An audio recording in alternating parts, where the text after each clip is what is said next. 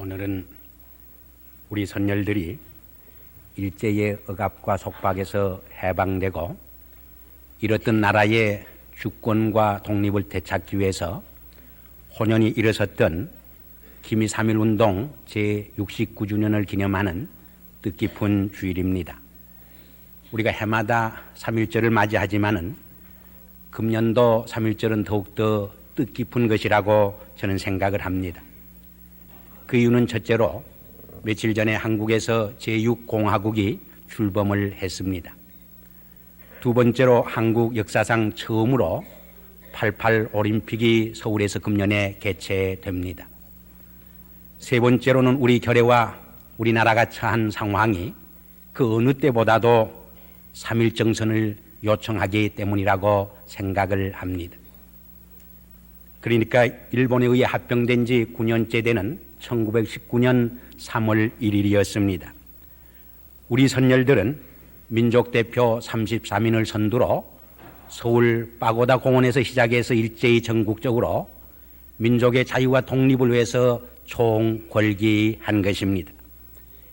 이때 참여한 총인구는 당시 인구의 5분의 1인 200만 명이었습니다. 210개 도시에서 1,500회의 대중 집회가 개최되었습니다.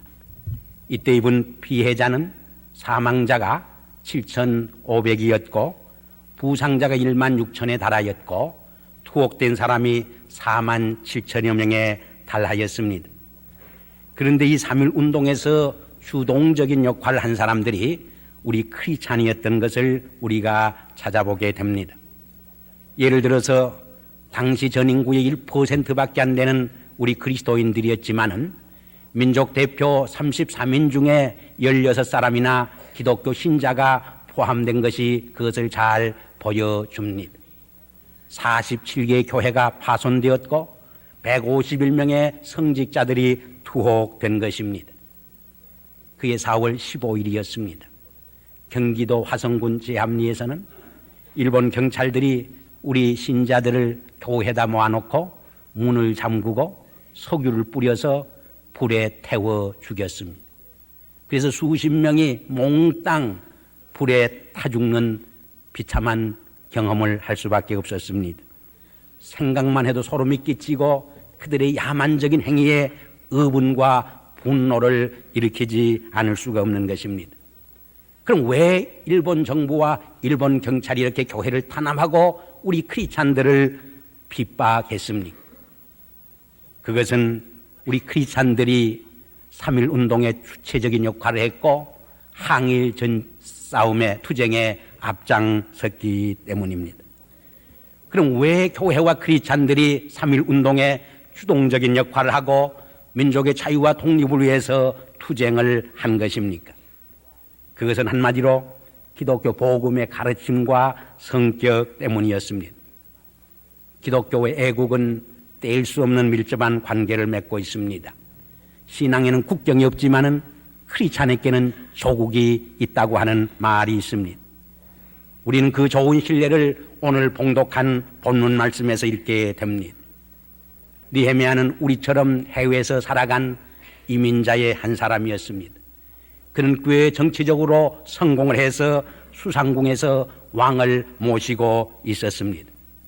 근데 어느 날 조국에서 온 친척으로부터 조국 예루살렘과 이스라엘의 비참한 소식을 듣게 됩니다. 이 소식을 듣고 느헤미야가 어떠한 행동을 취했습니까? 그 반응이 오늘 봉독한 1장 4절에 기록된 것을 우리가 읽게 됩니다. 내가 이 말을 듣고 앉아서 울고 수일 동안 슬퍼하며 하늘의 하나님 앞에 금식하며 기도하여 가로되 했습니다. 여기서 우리는 그가 취한 애국, 애족의 행동을 몇 가지로 찾아보게 됩니다.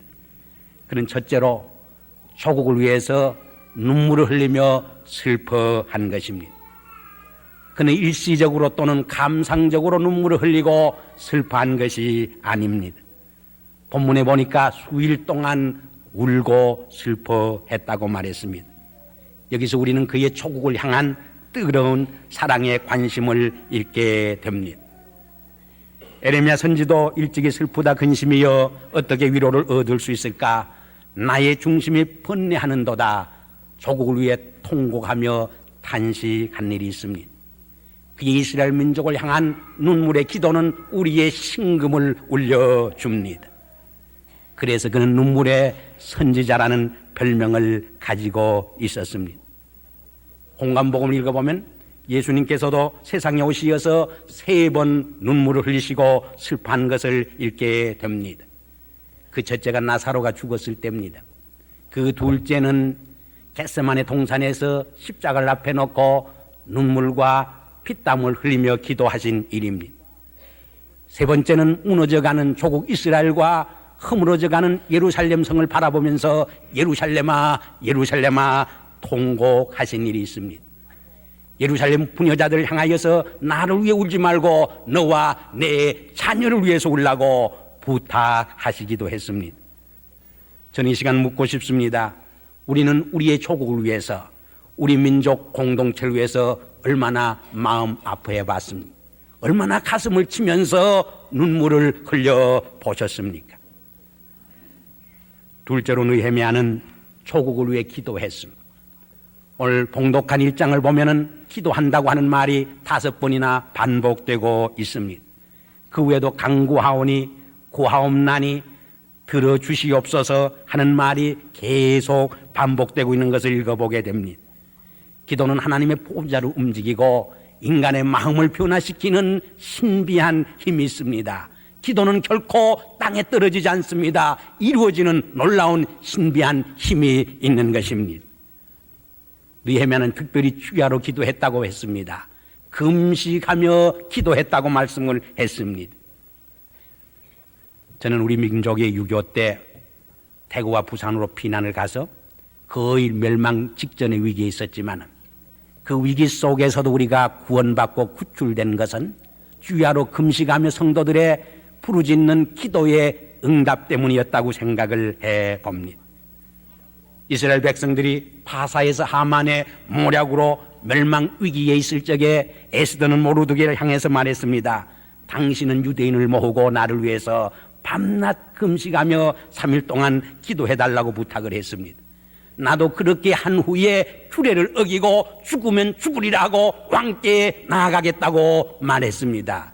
그때 놀라운 기적이 일어났습니다. 위기에서 구원받는 놀라운 역사가 그들에게 일어난 것입니다. 그리고 느헤미야의 기도를 분석해 보면 2가지 내용으로 되어 있습니다.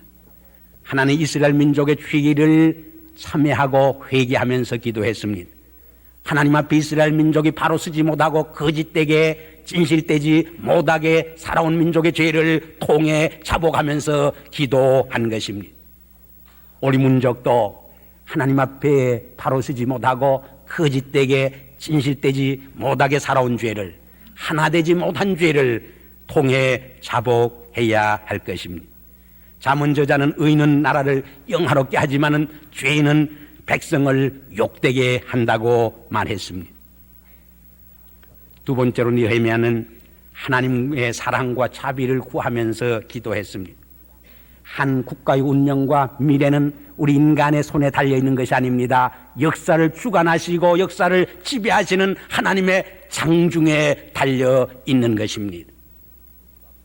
워터루에서 영국군과 불란서 군대가 전쟁을 했습니다. 모든 사람들이 나폴레옹이 이끄는 불란서 군대가 승리하리라고 예상을 했습니다. 그러나 밤사이에 비가 내려서 예상을 뒤엎고 불란서 군대가 참패를 했습니다. 영국 군대가 대승을 하게 된 것입니다. 유명한 빅터 휴고는 그의 책 속에서 유명한 말을 남겼습니다. 하나님은 밤사이에 몇 방울의 비를 내려서 인류 역사의 방향을 바꾸어 놓았다고 말했습니다. 시편 기자는 말씀했습니다. 집을 짓는 자가 여호와 하나님께서 같이 하시면 집 짓는 자의 수고가 헛되고 파수꾼의 경성함이 허사로다. 너희가 일찍 일어나고 늦게 누우며 수고의 떡을 먹음이 헛되다고 말씀한 것입니다. 또 시편 기자는 말씀했습니다. 여호와로 자기 하나님을 삼는 나라는 복되다. 그리고 마지막으로는 느헤미야는 파사와 함께 고해서 자기 민족과 결의를 위해 자기가 할 수 있는 일을 하기 위해서 조국으로 돌아가서 조국 재건에 참여하고 헌신한 것입니다. 그는 자기 자신의 신분이나 지위를 처음에는 밝히지 않았습니다. 1장 마지막 절에 가서 2장을 설명하기 위해서 하는 수 없이 밝히게 되는 것입니다. 여기서 우리는 그의 겸손의 미덕을 발견하게 됩니다. 사람들은 적은 일을 하고도 과대선전합니다. 민족과 조국을 위해서 한 일 없이 자기 업적을 내세울 때가 많이 있습니다. 그러나 참신앙이는, 진정한 애국자는 느헤미야처럼 오른손이 하는 것을 왼손이 모르게 하는 숨은 봉사자인 것을 우리가 알게 됩니다. 한 공동체는, 한 사회는, 한 민족과 결의는 바로 이러한 숨은 봉사자들에 의해서 오히려 떠받들여 있고 옳은 방향으로 굴러가게 되는 것을 우리가 배우게 됩니다. 주석감의 죄인은 본문 말씀을 해석하면서 이 말씀 가운데는 중요한 하나님의 교훈이 담겨져 있다고 말했습니다. 첫째로, 하나님께서 하시고자 하는 일이 있을 적에 결코 그 일을 할 인재나 그릇이 모자라지 않는다고 하는 것을 보여준다고 말했습니다. 하나님은 이스라엘 재건을 위해서 느헤미야를 예비해 두신 때문입니다. 두 번째로, 하나님께서는 어떤 일을 이루시고자 할 적에 그 일을 감당할 수 있는 적절한 자질과 능력까지 주신다고 말했습니다. 세 번째로, 하나님은 언제나 그리고 모든 곳에서 남은 자를 예비해 두신다고 하는 것을 보여줍니다. 아합의 집에 오베다를, 카이사라 집에 여러 성도를, 그리고 수상국에 믿음이 돈독한 느헤미야를 예비해 두신 것입니다. 마지막으로, 하나님은 때로 왕실을 하나님의 일꾼을 훈련시키는 훈련장으로 사용하시는 것을 보게 된다고 하는 것입니다. 모세의 경우가 그러했고, 다니엘의 경우가 그러했고, 에스더의 경우가 그러했고, 본문에 나타난 느헤미야의 경우가 그러한 것을 우리는 발견하게 되는 것입니다. 바로 이 점에서 20세기에 들어서면서 하나님께서는 수백만 명의 한국 백성을 세계의 도처로 흩어져 디아스폴라, 흩어진 백성으로 살게 하신 데는 하나님의 어떠한 우리 민족을 위한 섭리와 뜻이 있다고 저는 생각을 합니다. 다가오는 세대의 한국 민족을 세계와 인류를 위해 봉사하시게 하기 위해서, 특별히 한국 교회로 하여금 세계 선교의 리더십과 사명을 감당하기 위해서 예비하시는 하나님의 뜻과 섭리가 여기 있다고 저는 믿습니다. 우리가 이것을 발견하고 살 적에 비록 해외에 살지만은 부끄럽지 않은 인생을 살 수 있게 됩니다. 그러나 이것을 발견하지 못하고 살 적에 우리는 부끄러운 인생을 살고 부끄러운 역사의 한 페이지를 이 북미 땅에 남길 수밖에 없는 줄 압니다. 저는 나라를 위하고 민족을 위하는 길이 반드시 정치에 참여함으로 되는 것이 아니라고 생각합니다. 그보다는 우리가 북미 땅에 살든 조국에 살든 한 모범적인 시민이 되고 한 진실한 크리스찬이 되는 데서 시작된다고 봅니다. 사실 나라를 망치는 사람은 많은 경우에 나라를 위해 일하는 정치가들입니다. 그들이 참으로 사리사욕을 초월해서 일하지 못하고 정치적 이권이나 자기의 정치적 생명을 연장하기 위해서 일할 적에 오히려 국민을 도탄에 빠뜨립니다. 오히려 사회를 혼란시키는 비애국적 행동을 하게 되는 것입니다. 이 점에서 비록 우리가 해외에 나와 살고 있지만은 위대한 민족 공동체를 이룩하기 위해서 우리가 할 수 있는 일이 많이 있다고 생각을 합니다. 그 중에 하나가 3.1 정신을 배우고 실천하는 일이라고 생각합니다. 그 점에서 이 시간 3.1 정신이 무엇인가, 우리의 선열들이 우리에게 물려준 이 3.1 운동을 통해서 정춘 정신적 유산이 무엇인가를 생각해 보는 것이 대단히 도움이 되는 줄 압니다. 3.1 정신은 첫째로 나 한 사람보다 민족 공동체를 더 생각하고 사랑하는 정신이었습니다. 이 나라 사랑하는 마음은 우리 선열들이 3.1 운동에서 우리에게 물려준 가장 값지고 고귀한 정신적 문화적 유산이라고 말하지 않을 수 없습니다. 만일 우리 역사에 3.1 운동이 없었다고 하면은 우리 민족은 세계사 속에서 참으로 용기도 없고 의분할 줄도 모르는 부끄러운 민족이라고 하는 낙인을 찍힐 뻔했습니다. 이렇게 생각해 볼 적에 3.1 운동이 우리에게 있었다고 하는 것이 얼마나 자랑스럽고 얼마나 다행스러운 일인지 알 수 없습니다. 마치 이스라엘 백성에게 있어서 출애굽 사건이 에스더의 애국 운동이 오고 오는 세대 속에서 그들을 자각시키고 새로운 출애굽 사건을, 새로운 자유와 해방의 역사를 불러일으키는 정신적 지주가 된 것처럼 우리 3.1 운동도 오고 오는 세대 속에서 우리 민족을 다시 일깨워주고 다시 자유와 독립을 위해서 싸울 수 있는 정신적 유산이 되고 있는 것을 우리가 보기 때문입니다. 르베르 장군이라고 하는 영화에 보면 이런 이야기가 나옵니다. 독일의 히틀러 정권에 저항하다가 잡혀서 온 저항군들이 사형 온도를 받게 됩니다. 근데 그 중에는 그 저항 운동과 전혀 상관이 없는 한 젊은이가 있었습니다. 그래서 재판관을 향하여서, 사람들 향하여서 나는 아무 죄도 짓지 않은 무지한 사람이라고 눈물을 흘리며 호소합니다. 그때 저항군들이 그 젊은이를 향해서 말합니다. 이 어려운 민족적 위기에 민족 공동체를 위해 아무 일도 하지 못하고 나 혼자만을 위해 살아온 그 죄가 바로 죽을 죄라고 지적을 합니다. 얼마나 무서운 이야기입니다. 나는 민족 공동체를 위해서 무엇을 하며 살아왔습니까? 나는 지금까지 살아온 삶이 내 개인 한 사람을 위해 사는 이기적인 삶은 아니었습니까? 이스라엘 백성들이 바사에서 위기에 직면했을 적에 에스더를 향하여서 모르드가 너 하나만 잘 때리라 생각하지 말라고 말했습니다. 민족 공동체가 멸망하는 날 나도 멸망당할 수밖에 없기 때문입니다. 만국 백성의 슬픔처럼 비참한 것이 없습니다. 둘째로 3.1 운동에서 보여준 또 하나의 정신은 민족적 단결과 총화였습니다.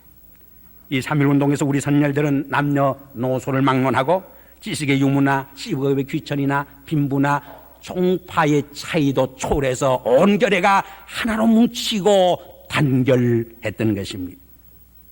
사실 우리 민족의 약점이 하나가 단결하지 못하고 하나 되지 못하는 약점이 없지 않아 있습니다. 그러한 부끄러운 역사의 페이지를 남긴 것을 우리가 찾아볼 수 있습니다. 그러나 어떤 의미에서는 과대선전한 점도 없지 않아 있습니다. 하나의 일본 사람들의 식민지 사관이 우리를 그렇게 과대선전시킨 면도 없지 않아 있습니다. 왜냐하면 일본 사람들은 한국 사람들 지배하고 식민지하기 위해서 한국 백성은 하나 되지 못하고 분열하는 열등민족이다, 이간 정책을 썼기 때문입니다.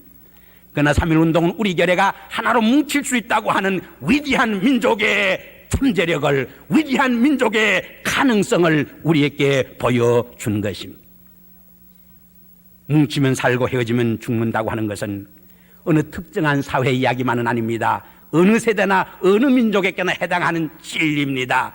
비록 우리가 이 땅에서 100만의 소수민족으로 살아가지만은 하나 될 적에 미국의 역사를 바꿔놓을 수 있는 창조력을 발휘하게 될 것입니다. 마지막 셋째로 3.1 운동에서 보여준 또 하나의 정신은 새 시대의 도래와 민족의 부활에 대한 비전입니다. 독립선언문 마지막에 보면은 이런 말이 나옵니다. 아, 새 하늘과 새 땅이 눈앞에 펼쳐지누나 힘의 세대는 가고 도의의 시대는 오누나 지나간 세기를 통해 깎고 다듬어 키워온 인도적 정신이 바야흐로 새 문명의 서광을 인류의 역사에 던지기 시작하누나. 계속해서 말합니다. 새봄이 온 우리에 찾아들어 만물의 소생을 재촉하누나 양심이 우리와 함께 있고 진리가 우리와 더불어 전진하나니 남자 여자 어른아이 할 것 없이 음침한 옛접에서 힘차게 뛰쳐나와 삼남한상과 더불어 즐거운 부활을 이룩하게 되누나. 우리 선열들이 되찾으려 했던 나라는 결코 후퇴의연한 옛 질서에 속하는 나라가 아니었습니다. 새 세대에 적합한 새 나라였습니다. 여기에 보면 힘의 시대는 지나고 도의의 세대가 도래하는 것을 말하고 있습니다. 그들은 힘으로 다스려지는 일본의 식민지 정치나 과거 부패했던 한말의 정치를 거부하고 있습니다. 그들은 새로운 국가관을 가지고 있었던 것입니다. 그것은 정의와 자유와 평등이 실현되고 인간의 존엄과 인권이 인정되고 실현되는 새로운 질서 속에 속하는 국가였습니다.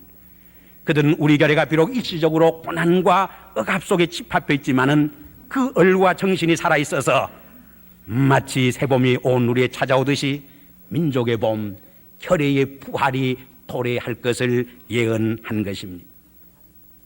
우리 선열들이 70년 전에 이미 이러한 민주주의 국가를 이상적인 국가로 3.1 독립선언에서 표방한 것은 주목할 만한 일입니다. 그것은 그들이 기독교 복음과 서구 문명에 첩해서 영향을 받은 것을 우리에게 말해 주는 것입니다. 1886년 서재필 박사께서 갑신정변으로 피신을 했다가 돌아와서 독립협회를 만들고 독립신문을 발행한 일이 있습니다. 그때 대정부 결의안을 채택을 해서 신문에 발표를 했습니다. 거기 보면 첫째로 외국인에게 아부하지 말 것, 두 번째로 국가의 이권에 관계된 계약의 대신이 단독 처리하지 말 것, 세 번째로 국가 재정을 공정히 하고 예산을 국민들에게 알릴 것, 마지막으로는 공정한 재판과 인권을 보장할 것을 주장을 했습니다. 거의 같은 시대인 1888년에 대화파 박영호도 무자상소에서 이렇게 주장을 했습니다. 첫째로 모든 인간은 하늘에 의하여 평등히 창조되었고 생명, 자유, 행복 추구에 빼앗길 수 없는 천부의 권리를 가지고 태어난다. 두 번째로 정부는 이 인권을 보존하는 본질에 백성이 만든 것이며 백성이 원하는 정치를 함으로 권위를 세울 수 있다. 진정한 권위가 백성들에게 있음을 주장했습니다. 세 번째로 정부가 인권을 보존하지 못하고 정부 수립의 본뜻에 어긋나면 백성은 그 정부를 변경하고 인권을 보존할 수 있는 민주정부를 세울 수 있다고 주장을 했습니다. 이것은 당시로 보면 놀랄만한 혁명적인 새 국가관입니다. 이러한 민주주의 새 국가관이 3.1 운동에 나타난 민족의 비전이었다고 하는 것은 괄목할 만한 사실입니다. 이것은 또한 우리가 아직도 이루지 못한 민족적 과제라고 말할 수 있습니다. 우리는 세 가지 민족적 과제를 안고 있다고 볼 수 있습니다. 하나는 잘 사는 사회 건설입니다. 또 하나는 민주자유의 실현입니다. 그리고 민족의 통일과 화해입니다. 저는 이 세 가지 사업과 복음화가 별개의 것이 아니고 하나라고 봅니다. 복음화의 구체적인 실현이 이 세 가지로 나타나고 이 세 가지가 정말 성공적으로 이루어지려면 우리 한국 땅에 복음화가 이루어질 때 가능하다고 봅니다. 우린 3.1절을 맞이해서 느헤미야처럼 족을 위해 기도하고 족을 위해 눈물 흘리며 간접 직접으로 참여해서 위대한 민족 공동체를 이루는 데 기하고 헌신하기를 다짐해야 하겠습니다. 기도하십시다. 아버지 하나님,